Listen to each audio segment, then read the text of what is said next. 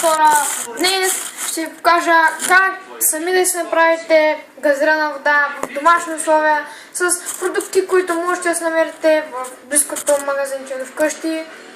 Значи необходимите продукти ще са ви 2 чашки, в които да сложите сода, нали, обикновена сода, и друга чашка, в която трябва да сложите лимонена киселина, както и трета чашка, която ще взема от тук, за да сложа вода и да смеся работите. Връщам се след малко, само трябва да оправя камерата и до след малко. Така, завръщаме се отново. Мисля, че оправих телефона горе-долу да не се мърда. Поне съм забрал стойката на село и мисля да започваме. Значи, изсипах содата в една чашка. Сега изсипвам и малко лимонена киселина в друга чашка. Съвсем маничко над дънцето, ако се вижда. Така, трябва ми и една друга чашка, така обикновена. Наливаме малко студена вода.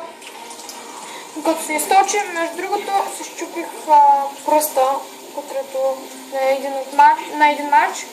И сега съм малко с гипс, но ще се оправи скоро. Така, ето толкова вода, не повече. Даже можете да вземете малко.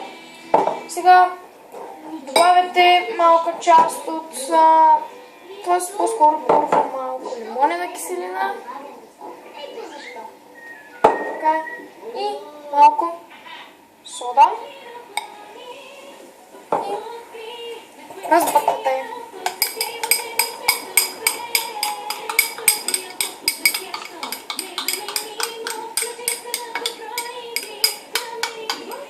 И вашата сода е готова.